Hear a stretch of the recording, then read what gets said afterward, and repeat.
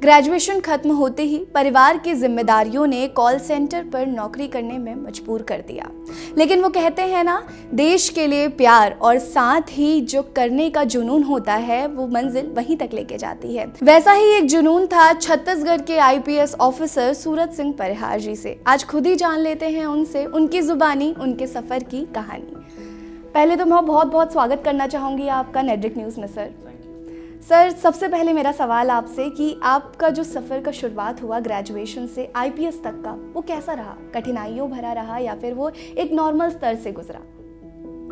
यकीनन मेरा सफ़र काफ़ी चुनौतीपूर्ण रहा, संघर्षों से भरा रहा, क्योंकि परिस्थितियाँ बहुत माकूल नहीं थी, गाइडेंस का सर्वथा अभाव था और परिवार की भी कुछ जिम्मेदारियाँ थी जिसमें मैं अपने पिताजी का हाथ बटाना चाहता था। तो काफ़ी जल्दी ही मैंने शुरुआत कर दी थी। इनफॉर्मली तो काफ़ी जल्दी कर दी थी इंटरमीडिएट के बाद, और फॉर्मल सेक्टर में भी मैं ग्रेजुएशन फाइनल ईयर में भी मतलब 2005 के आसपास आ गया था।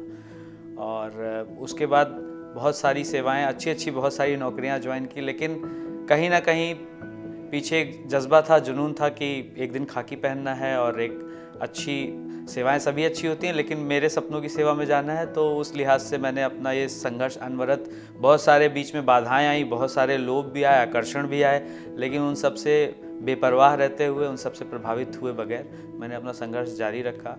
और इनफैक्ट यूपीएससी एग्ज़ाम की बात करें तो पहले अटेम्प्ट में मैं इंटरव्यू में पहुंच गया था, और उसके बाद मुझे लगा कि संभवतः अब नेक्स्ट अटेम्प्ट में मैं सेलेक्ट ही हो जाऊंगा। लेकिन जैसा कि यूपीएससी एग्ज़ाम की प्रकृति है, तो अगले अटेम्प्ट में मेरा मेंस भी क्लियर नहीं हुआ। उसके बाद ऐसा लगा कि मानो अब आगे क्या होगा।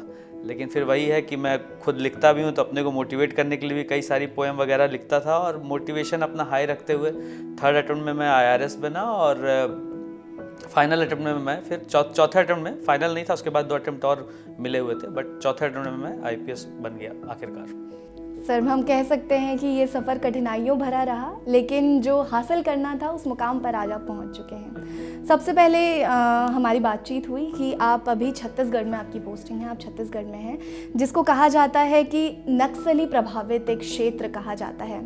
सर, सबसे पहला सवाल मेरा आपसे उसी को लेकर कि जब आपका पहली बार आप वहाँ पहुँचे छत्तीसगढ़ में, आपका आमना सामना हुआ होगा नक्सलाइट से, तो पहला एक्सपीरियंस आपका कैसा रहा?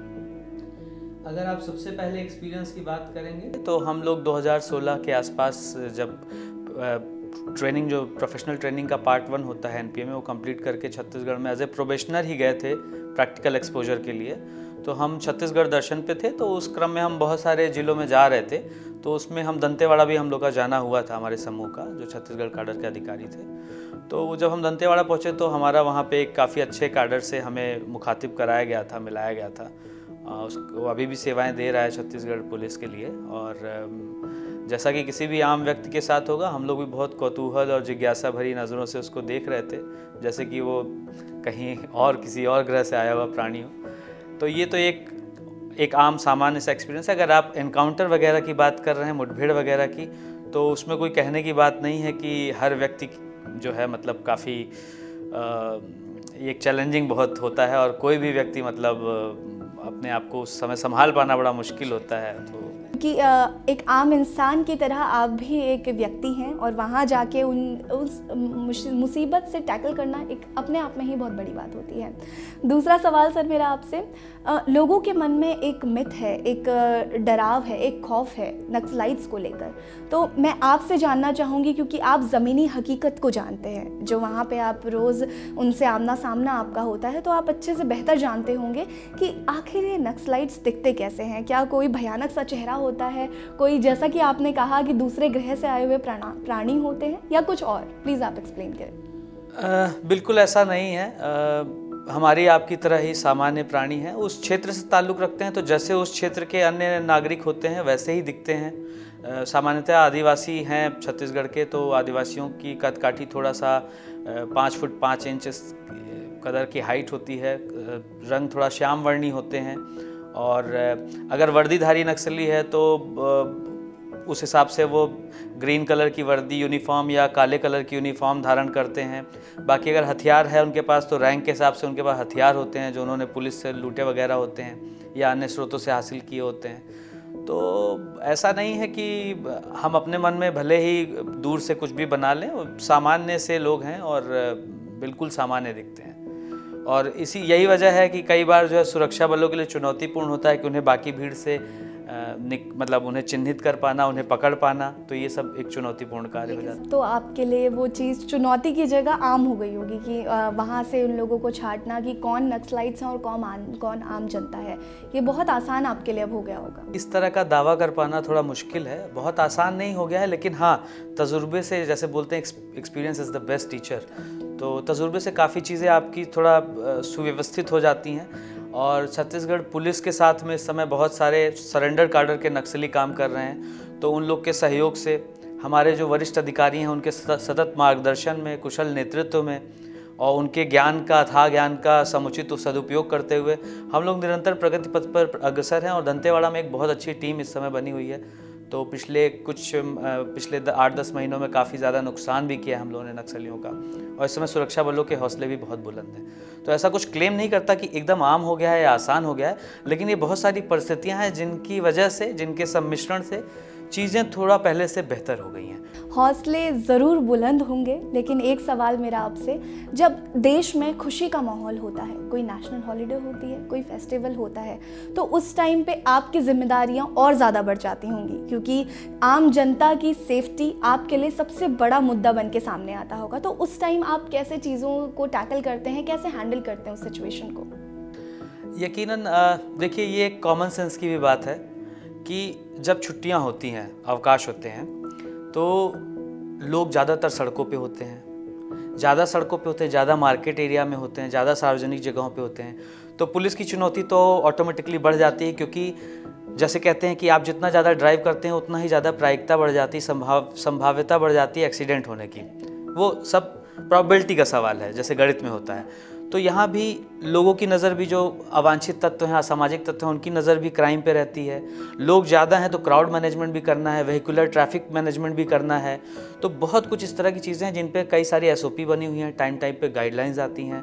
हमारे सीनियर्स तो हमें सतत मार्गदर्शन देते ही हैं। तो हम इस पर टीम वर्क करते हुए हम लोग काफ़ी, मतलब कितने भी चैलेंजेस हों, हम लोग को मेंटली और हमारी ट्रेनिंग के माध्यम से ऐसा तैयार कर दिया जाता है कि हम लोग चैलेंजेस को, मतलब उस तरह से चुनौती को चुनौती की तरह लेते हैं और नहीं भी लेते हैं, तो हम लोग बखूबी पार हो जाते हैं। कभी कभार हमारे परिवार की तरफ से अवश्य ही चुनौती रहती है कि परिवार वालों को उतना टाइम नहीं दे पाते जितना हम लोग को देना चाहिए, तो फिर वो जॉब का हिस्सा भी है, तो उसको वैसे ही स्वीकार करना चाहिए। लेकिन सर, परिवार से दूर आप रहते हैं, इतना एक ऐसी जगह पर रहते हैं जहाँ पे कब सांसें थम जाए कोई इस चीज़ का भरोसा नहीं, तो उस टाइम पे आपके क्या मन में कभी डर नहीं लगता, कभी खौफ नहीं होता कि कैसे हम आसानी से इस चीज़ से बाहर निकल सकते हैं? देखिए, मैं थोड़ा सा सौभाग्यशाली हूँ कि मेरी वाइफ और मेरा बच्चा मेरे साथ रहते हैं, और यकीनन उसमें उनका भी बहुत सराहना करनी होगी कि मेरी वाइफ ने ऐसे चुनौतीपूर्ण क्षेत्र में रह के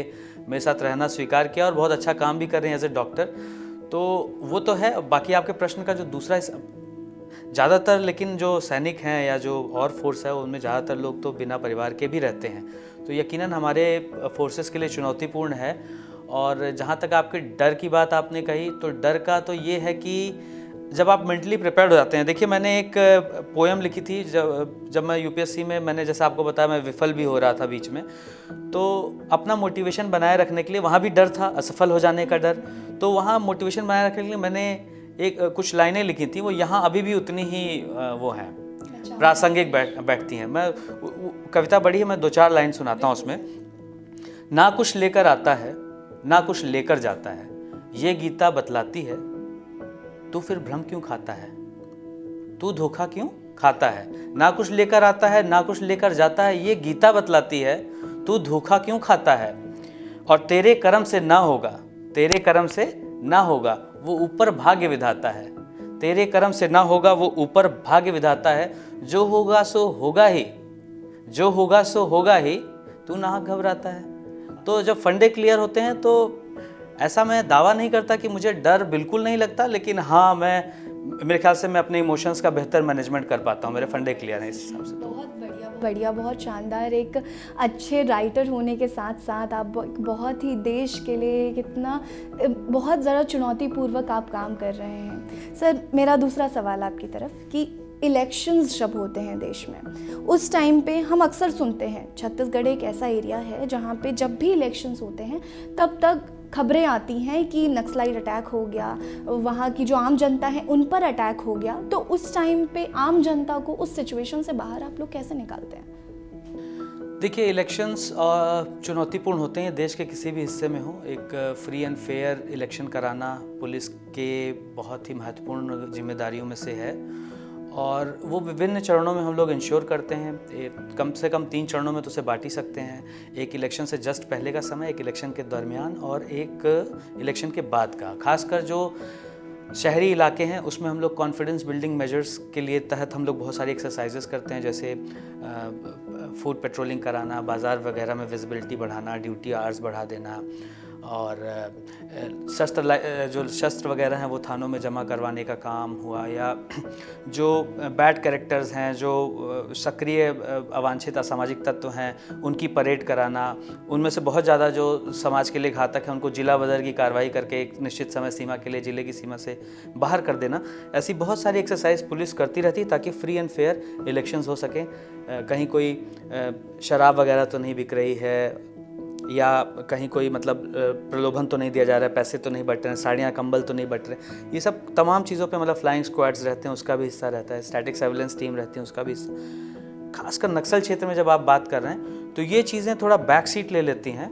वहाँ पे हमारी सबसे बड़ी जो मुझे पर्सनली लगा, मैं पिछले 3 इलेक्शंस में वहाँ पे रहा हूँ, और इनफैक्ट नोडल ऑफिसर भी था VIP सिक्योरिटी एंड इलेक्शंस का, तो सीनियर्स ने जिम्मेदारी दी थी। तो अमूमन हमें सर्वे करना होता है कि हमारे जो बल आ रहे हैं, बाहर से कई कंपनियां मिलती हैं, हमें अर्धसैनिक बलों की टुकड़ियां मिलती हैं, छत्तीसगढ़ आर्म फोर्सेस के जवान भी आते हैं, हम अगल बगल के जिलों से भी बल की मांग कर लेते हैं। तो हमारे सीनियर्स पूरा सहयोग और मार्गदर्शन हमेशा देते हैं। उनको कहाँ ठहराना है उसके लिए सर्वे वगैरह करना भी एक जिम्मेदारी में से था, उसको खूबी निभाया। ठहराने का काम, उनको अंदरूनी इलाकों में इंडक्ट कराने का काम, क्योंकि फोर्स का मूवमेंट भी एक चैलेंज है, क्योंकि कई जगह पर ID वगैरह लगी रहती है, जैसा कि आप लोगों को पता ही होगा।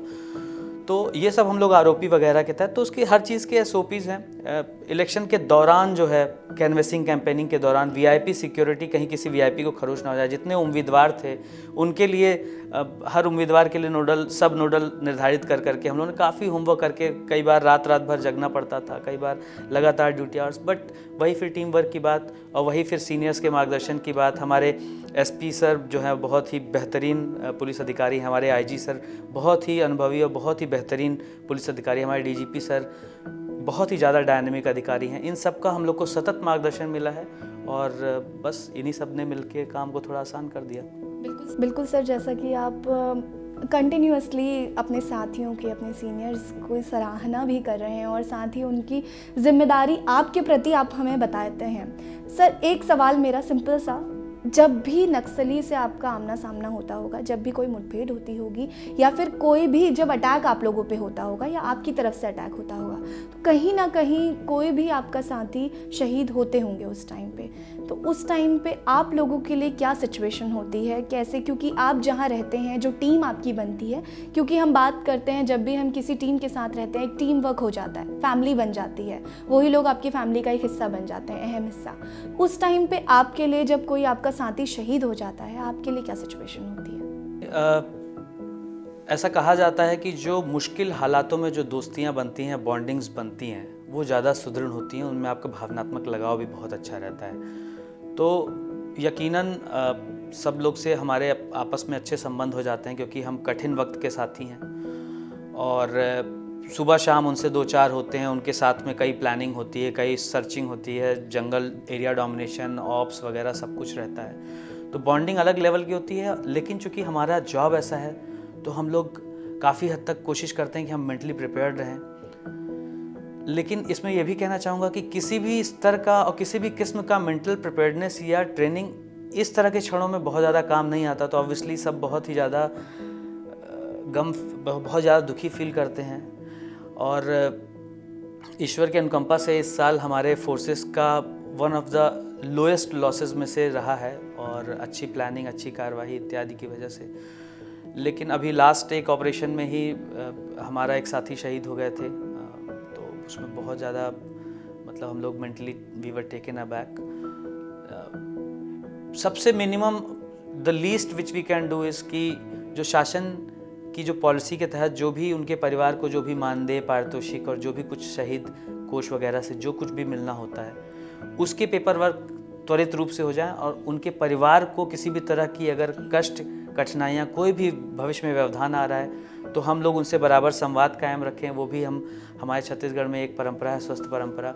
हम लोग अमूमन उनको याद करते हैं, बहुत सारे समारोह होते हैं जिनमें उनको इनवाइट करते हैं, शहीदों के परिवारों को, और उनको उनकी कोई भी समस्या आ रही है तो वो हमेशा हम लोग उनके लिए ओपन हैं कि कभी भी आप आके अपनी समस्या साझा कर सकते हैं। सारी जेन्युइन प्रॉब्लम्स का समाधान करने की, समयबद्ध रूप से समाधान करने की कोशिश की जाती है। बिल्कुल सर, हम ये कह सकते हैं कि दोस्ती निभाना, अपने दोस्तों, अपने वहाँ पे जितने भी जवान हैं उनके प्रति आप उनके परिवार के प्रति समर्पण करके आप दिखाते हैं। सर, एक सवाल मेरा और आपसे, जब भी देश का हमारा एक बहुत अहम हिस्सा है नक्सलाइट्स, क्योंकि वो पार्ट बन चुका है हमारे देश का, लेकिन आखिर क्या ऐसी मजबूरी रही होगी या फिर क्या ऐसा ज़मीनी हकीकत क्या है कि उन लोगों को हथियार उठाने पर वो लोग मजबूर हैं? देखिए, हमारा देश एक बड़ा देश है, बहुत बड़ा देश है, विशाल देश है। चाहे आप क्षेत्रफल की बात करें, जनसंख्या की बात करें, तो इतने बड़े देश की व्यवस्थाओं को सुचारू करने में थोड़ा समय तो लगेगा ही। आजकल कल्याणकारी शासन है और ज़्यादातर जगह पे कल्याणकारी योजनाओं का समावेशन हो रहा है, लेकिन ये जो समय लगा इस बीच में, मुझे लगता है ये गैप जो है ये अवांछित असामाजिक तत्वों ने भर लिया और उन्होंने हथियार उठा लिया अपने वेस्टेड इंटरेस्ट के लिए, उसको एक विचारधारा का नकाब पहनाते हुए। बाकी मुझे बहुत कुछ सामाजिक सरोकार इनके लगते नहीं हैं, मतलब मुझे लगता है इनका मुखौटा कुछ और है, इनके हाथी के दांत दिखाने के कुछ और, खाने के कुछ और है। सरकार संवैधानिकता के तहत चल रही है, व्यवस्थाएं संवैधानिक प्रारूपों के अनुरूप चल रहे हैं, और हथियार उठाना जो है मैं कहूँगा किसी चीज़ का समाधान नहीं। अगर यही बात है तो फिर देश के हिस्से हिस्से में, कोने कोने में कई जगह बहुत ज़्यादा गरीबी है, कई जगह बहुत ज़्यादा समस्याएं हैं, तो लोग, सभी युवा हथियार तो नहीं उठा रहे हैं। तो इनफैक्ट हम लोग समय समय पे उनको अपील भी करते हैं कि वो हमारे वो नागरिक हैं जो किसी तरह से गलत रास्ते पे भटक गए हैं, तो हम लोग उनको जो है मुख्य मार्ग में, मुख्य धारा में लाने के लिए भी अपील करते हैं। यानी कि आपकी तरफ से हमेशा अवेयरनेस की अपील उनकी तरफ रहती है कि आप उनको अवेयर करते रहते हैं बीच बीच में। सर, अगर कोई नक्सलाइट पकड़ा जाता है, आपने मान लीजिए उनको पकड़ लिया, गिरफ्तार कर लिया, उसके बाद का क्या प्रोसेस होता है? उनके साथ कैसे ट्रीटमेंट करते हैं आप लोग? देखिए, अगर कोई नक्सलाइट पकड़ा गया है तो उसके विरुद्ध कई बार बहुत सारे मामले दर्ज होते हैं। तो अगर छत्तीसगढ़ शासन की आत्मसमर्पण की पॉलिसी है, अगर वो आत्मसमर्पण करना चाहता है तो उसको उस पॉलिसी के प्रावधानों के तहत आत्मसमर्पण करवा के उसका पुनर्वास वगैरह किया जाता है, उनको उसके पुरस्कार और प्रोत्साहन राशि वगैरह भी दी जाती है। मान लीजिए वो समर्पण नहीं करना चाहता है, तो चूंकि आपराधिक गतिविधियों में इन्वॉल्व रहा है, तो फिर नियमानुसार उसकी वैधानिक प्रक्रिया में उसको आपराधिक न्याय तंत्र के हवाले किया जाता है। सर, और वहीं अगर कोई नक्सलाइट अपने आप को सरेंडर करता है तो उसका क्या प्रोसेस रहता है? उसके लिए क्या क्या व्यवस्थाएं दी जाती हैं, या यूं कहूं कि उनको क्या आप लोग एक्सेप्ट कर लेते हैं उस समाज से निकलकर अपने समाज में लाने के लिए? आपको बताना चाहूँगा कि हम लोगों ने अभी इस विषय पे एक मूवी भी बनाई थी, शॉर्ट फिल्म है 15 मिनट की करीब, उसका टाइटल है एक नई सुबह का सूरज। आप उसको यूट्यूब पे भी देख सकते हैं। अगर कोई नक्सली सरेंडर करने आता है हमारे पास में तो उसका बहुत स्वागत है, और हम लोग इनफैक्ट अवेयरनेस ड्राइव्स भी चलाते हैं कि आप मुख्य धारा में शामिल होइए, क्योंकि हमारी बिल्कुल वही सोच है कि वो सब अपने ही देश के नागरिक हैं, अपने लोग हैं, किन्हीं कारणोंवश भटक गए हैं, तो उनका ब्रेन वॉश किया गया है, जो भी है, तो आते हैं तो यस, बाकायदा उनका जो है उनको आत्मसात किया जाता है, उनको स्वीकार किया जाता है। आपको बहुत सारे नक्सल दंतेवाड़ा में मिलेंगे जो पुलिस के लिए, प्रशासन के लिए नौकरियों में हैं, उनको पुनर्वास किया गया है, उनको प्रोत्साहन राशि दी गई है उनके रैंक के हिसाब से या जो हथियार के साथ वो आए उसके हिसाब से। तो ऐसा बिल्कुल नहीं कि उनके साथ किसी भी किस्म का भेदभाव है। इनफैक्ट एक दो तो आपको ऐसे भी केसेस मिलेंगे जो गोपनीय सैनिक के रूप में, सहायक आरक्षक के रूप में शामिल हुए पुलिस फोर्स में, और आज प्रमोशन पाते पाते वो जो है इवन इंस्पेक्टर लेवल पे पहुंच रहे हैं, जो कि रेगुलर भर्तियां जो होती हैं उनमें कांस्टेबल से इंस्पेक्टर लेवल तक पहुंचना एक सपने जैसा होता है, लेकिन आउट ऑफ टर्न प्रमोशन वगैरह और प्रोत्साहन की बहुत अच्छी सुचारू नीति है हमारे छत्तीसगढ़ में, जिसकी वजह से काफ़ी अच्छा रहता है। बात सर इसके अलावा क्या उन नक्सलाइट्स का जो जिस जगह पे उन लोगों ने कब्जा किया हुआ है वहाँ के गांव वालों पर या फिर वहाँ के सिटीजन्स पर वहाँ कोई अटैक होता है या सिर्फ लड़ाई जंग सरकार से ही जारी है? विचारधारा के आड़ में मैं तो यूँ कहूँगा, मेरा जो भी अनुभव रहा एक छद्म प्रोपेगेंडा है। रिसोर्सेज पे कब्जे की लड़ाई, संसाधनों पे दंतेवाड़ा रिसोर्स रिच डिस्ट्रिक्ट है। वसूली की लड़ाई है बेसिकली, चाहे वो कॉन्ट्रैक्टर से हो, तेंदुपत्ता से हो या माइंस एंड मिनरल्स से हो। तो इस क्रम में जो भी बाधा उनको दिखती है उस बाधा को वो एलिमिनेट करना चाहते हैं। तो पुलिस जो है शासन का सबसे मोस्ट विजिबल अंग है, तो पुलिस के ऊपर सबसे ज़्यादा उनके वो अटैक होते हैं। इसके बाद अगर उन्हें किसी पे ग्रामीण पे शक होता है तो इतना मतलब जिस पे भी शक होता है, कई बार आपने सुना होगा कि मुखबिरी के शक में इन्होंने कंगारू कोर्ट लगा के एग्जीक्यूट कर देते हैं। तो कोई प्रक्रिया नहीं है, केवल डाउट पे लोगों की। आज हम जो कहते हैं कि मानवाधिकार वाली बात वो करते हैं, मानवाधिकारों का सबसे बड़ा हनन वही करते हैं। सड़कें जो हैं, जो विकास का एक लाइफलाइन है, उसको पूरा सड़कों को जगह जगह पे काट देते हैं। स्कूलों को वो आग लगा देते हैं, स्कूल को बम से उड़ा देते हैं, अस्पतालों को नुकसान पहुंचाते हैं, मोबाइल टावर्स को नुकसान पहुंचाते हैं। जो भी चीज़ जिससे आदिवासी जागरूक हो सकता है, अपने अधिकार समझ सकता है, उसकी प्रगति हो सकती है और इस चंगुल से बाहर आ सकता है, इस विशियस साइकिल से, उस हर चीज़ को वो टारगेट करते हैं। तो कहाँ से वो बोला जाए कि ग्रामीणों के हितैषी हैं या आदिवासियों के हितैषी हैं? तो मेरे हिसाब से ये पूरा प्रोपेगेंडा है। बाकी सरकार बहुत अच्छा काम कर रही है, जितनी भी कल्याणकारी योजनाएं हैं बिल्कुल अंदरूनी क्षेत्रों में पहुंचाने की पूरी कोशिश की जा रही है। मतलब डेवलपमेंट जारी है लेकिन नक्सलाइट्स डेवलपमेंट नहीं होने देना चाहते क्योंकि वो नक्सलवाद का समाधान हो जाएगा उसमें। बाकी सर आप लोगों की तरफ से क्या वहाँ के सिटीजन्स को अवेयरनेस के लिए बार बार आप लोग अपील करते हैं? बिल्कुल, हम लोग की कोशिश रहती है। इनफैक्ट हम लोग बहुत सारे सिविक एक्शन प्रोग्राम्स करते रहते हैं बीच बीच में। जो ग्रामीण अंचल हैं, अंदरूनी इलाके हैं, दूरस्थ अंचल हैं, जहाँ पे नक्सलवाद के बोलते हैं कोर जोन्स हैं, वहाँ पूरा प्रिकॉशन लेके हम बहुत सारे सिविक एक्शन, जहाँ पे दवाइयाँ, हमारे जो अभी वर्तमान पुलिस कप्तान हैं वो खुद भी डॉक्टर हैं, एम्स से MD हैं वो, तो वो भी मेडिकल कैंप्स भी लगाते हैं जहाँ निःशुल्क दवाइयों का वितरण है। कंबल हुआ, अभी ठंडी का मौसम है तो काफ़ी कंबल वगैरह बांटे जा रहे हैं। फिर युवा जो है उनकी ऊर्जा जो है कंस्ट्रक्टिव वे में एंगेज किया जा सके उनको, इसलिए उनको किताबें, डिक्शनरी वगैरह निःशुल्क और सारी लेखन सामग्री वगैरह या खेल कूद के सामान जितने हैं, तो ये सब हम लोग अमूमन समय समय पे करते ही रहते हैं सिविक एक्शन के तहत। बिल्कुल सर, एक और सवाल मेरा आपसे, छत्तीसगढ़ में जितने भी वहाँ सिटीजन्स हैं, वहाँ के बच्चों का, फैमिली का डेवलपमेंट लेवल क्या है? एजुकेशन की बात करें हम या फिर हम बात करें स्पोर्ट्स की या फिर और भी क्षेत्रों में उनका, कि किस तरह से उन लोगों की पकड़ है? क्या वो आगे डेवलपमेंट के लिए बढ़ना चाहते हैं या फिर वो एक जगह तक सीमित ही होकर रह गए हैं? देखिए, ये पूरे छत्तीसगढ़ की बात करेंगे आप, 28 डिस्ट्रिक्ट हैं और छत्तीसगढ़ के बहुत सारे ज़िले बहुत ज़्यादा तरक्की कर रहे हैं और अमूमन बहुत सारे खेलों में राष्ट्रीय खिलाड़ी हैं वहाँ पे। बहुत सारे टीवी चैनल्स पे मेरी वाइफ ने बताया कि कई शोज़ में रायपुर और भिलाई के बच्चे आते हैं जो फाइनलिस्ट होते हैं, चाहे वो गायन का हो, नृत्य का हो। तो छत्तीसगढ़ तो हर क्षेत्र में लगभग अग्रणी है ही। आप संभवतः आपका प्रश्न टारगेटेड है उन एरियाज़ के लिए जहाँ पे नक्सलवाद की समस्या है, वो मुख्य रूप से 3-4 जिलों में ज़्यादा है ये समस्या, और मध्यम रूप से और भी 1-8 जिले हैं। पर वहाँ पे यकीनन नक्सलवाद एक चुनौती के रूप में है। जब हम नक्सलवाद का बखूबी हम लोग सामना कर रहे हैं, जब इसका सफाया पूरी तरह से हो जाएगा तो प्रगति का मार्ग बहुत अच्छे से। इस बीच में भी, इस अंतराल में भी सरकार और सरकार के विभिन्न अंग, चाहे वो शासन हो, शिक्षा हो, मतलब मेडिकल हो, स्वास्थ्य हो, शिक्षा हो, ये सब और PWD के जो विभाग हैं, सब लोग अपना काम जो है बखूबी कर रहे हैं। धीरे धीरे शनय होगा, विकास अवश्य होगा, उसको रोक नहीं सकते।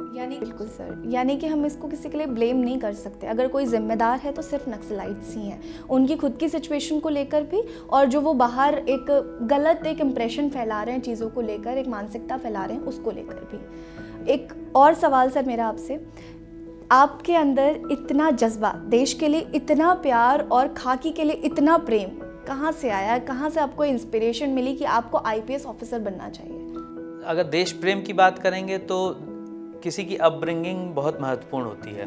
ये केवल देश प्रेम के लिए नहीं, किसी भी क्षेत्र में कोई व्यक्ति आगे बढ़ रहा है तो उसकी अपब्रिंगिंग में उसने कहाँ से प्रेरणा ली बड़ा मैटर करता है। कुछ लोग जो है अंडरवर्ल्ड में आगे बढ़ रहे हैं, नाम कर रहे हैं, उन्होंने किससे प्रेरणा ली होगी वो कोई कहने की बात नहीं है। हो सकता है दाऊद इब्राहिम किसी को अच्छा, पर वही बात है कि आप सही जगह से प्रेरणा लें। तो मेरे बचपन में मेरे दादाजी मुझे बहुत अच्छे प्रेरक प्रसंग वगैरह सुनाया करते थे।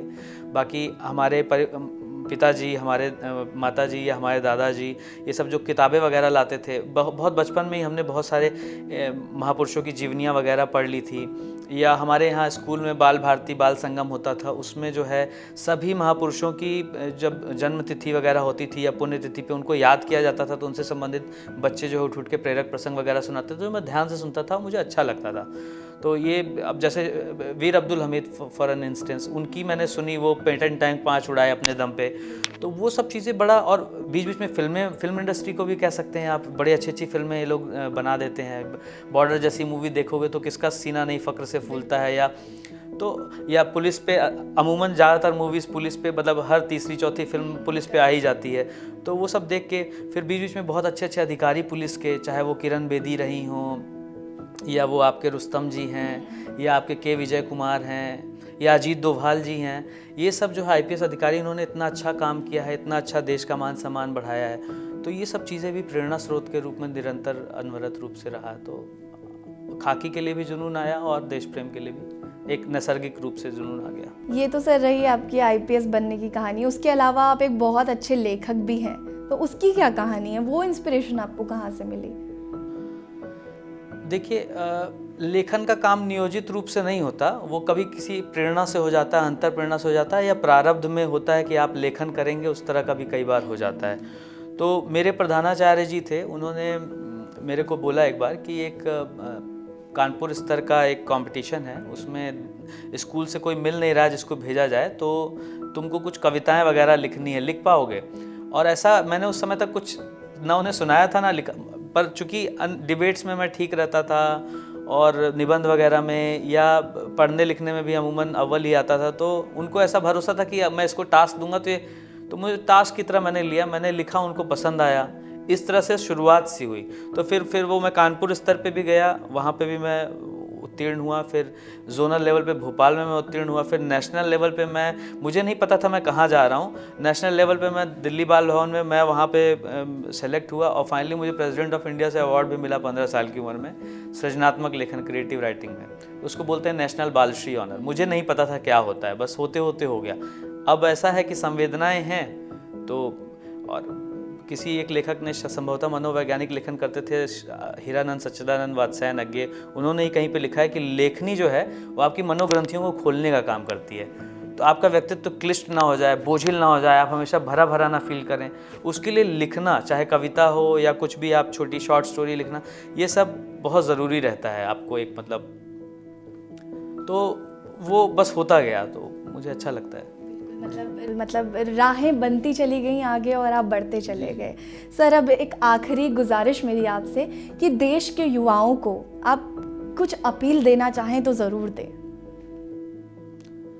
देखिए, देश के युवा ही देश का भविष्य हैं और उम्मीदें बहुत ज़्यादा हैं। तो ये एक ऐसा क्षेत्र है जिस पे मैं दिन भर भी बात कर सकता हूँ, और मुझे युवाओं से इंटरेक्शन बहुत पसंद है। इनफैक्ट मैं मौके ढूंढता हूँ कि मैं कब स्कूल कॉलेज वगैरह में जाके लोगों से इंटरेक्ट करता हूँ। मेरे इंस्टाग्राम पे भी बहुत सारे लोग मेरे से जुड़े हुए हैं, तो अमूमन मैं सेशन भी करता रहता हूँ उनको अच्छी अच्छी चीज़ों का, उनको UPSC वगैरह के प्रिपरेशन संबंधित भी, जब भी मुझे खाली समय मिलता है तो अमूमन ये सब करता हूँ। अभी जैसे अगर आप संदेश की बात करेंगे तो मुझे लगता है ये काफ़ी प्रासंगिक रहेगा कि हम लोग बहुत जागरूक हो गए हैं, इतना जागरूक हो गए हैं कि हम अपने अधिकार जान गए हैं या जानना चाहते हैं, या हमेशा अधिकारों की बात करते हैं, हमारे फला फला चीज़ में क्या क्या अधिकार हैं, हमारे फला फला चीज़ में क्या क्या अधिकार हैं, पर हम कभी कर्तव्यों की बात नहीं करते। हम देखते हैं कि इस देश में, इस व्यवस्था में, इस तंत्र में हमारे लिए क्या है, कितना लाभ हम इससे ले सकते हैं, पर हम ये नहीं देखते कि हम उसकी आलोचना कर देते हैं, जो कि सबसे आसान काम है। To pick holes in something, दोषान्वेषण, छिद्रान्वेषण सबसे आसान काम है, किसी चीज़ में कमी निकालना, वो भी हम बखूबी करते हैं, पर हम ये नहीं बोलते कि हमने इस चीज़ के लिए किया क्या है। तो अब वक्त ये आ गया है कि हम ये देखें कि हमारे कर्तव्य क्या हैं अधिकार से पहले, जैसा कि किसी भी और विकसित देश में होता है, और हम बात करें कि हमारा रोल क्या है, कितना सकारात्मक है, हम कैसे कंट्रीब्यूट कर सकते हैं। इन डिस्कोर्सेस का टाइम आ गया है। बाकी प्रक्रियाओं का सम्मान, कानून का सम्मान करना और बहुत सारी चीज़ें, पुलिस से हूँ तो बोलना चाहूँगा कि हमको अब शुरू कर देना चाहिए, यूनिफॉर्म को जितनी रिस्पेक्ट देनी चाहिए, क्योंकि पुलिस के लोगों ने बहुत शहादत दी है और शांति काल में सबसे ज़्यादा शहादत पुलिस वालों ने दी है। तो पुलिस को जो मान सम्मान, जिस हर विभाग में अच्छे बुरे लोग होते हैं, मैंने जो मेरा व्यक्तिगत तजुर्बा है, मैंने ज़्यादातर पुलिस वाले बहुत ही समर्पित और बहुत मेहनती देखे हैं। तो फिल्मों की कहानियों से प्रेरित हुए बगैर ये देखिए कि उनका क्या रोल है। वो आप कभी भी प्रॉब्लम में होते हैं, पहला नंबर जो आपको ध्यान आता है तो वो 100 नंबर ध्यान आता है। आप रात में कहीं भी निकल रहे होते हैं, अंधेरे में, सन्नाटे में, आपको एक भी पुलिस वाला अगर वर्दी में सड़क पे दिख गया तो आपको लगता है पूरा सेफ है, भले वो खुद ना सेफ हो बंदा जो वहाँ खड़ा है। दिल्ली में भी कई बार देखा हूँ कि हाथ देने पे ट्रैफिक वाले को ही गाड़ी ने, ऐसा सुना हूँ मैं, न्यूज़पेपर्स में पढ़ा है। तो अब वक्त आ गया है कि हम जो है नियमों, प्रक्रियाओं, और एक छोटी सी बात है, एयरपोर्ट पे फ्रिस्किंग होती है, कितने लोग थैंक यू बोलते हैं फ्रिस्किंग होने के बाद? तो वो भी बहुत बड़ी समाज सेवा है। इनफैक्ट ये सब कल्चर्स आने बाकी हैं भारत में। मैं आप सबसे, मेरी यही अपील है कि आप सकारात्मक रूप से सक्रिय होइए और देश निर्माण में, देश को सबल प्रबल बनाने में, एक महाशक्ति बनाने में योगदान करिए। Thank you. जय हिंद। आप देख रहे हैं नेट्रिक न्यूज।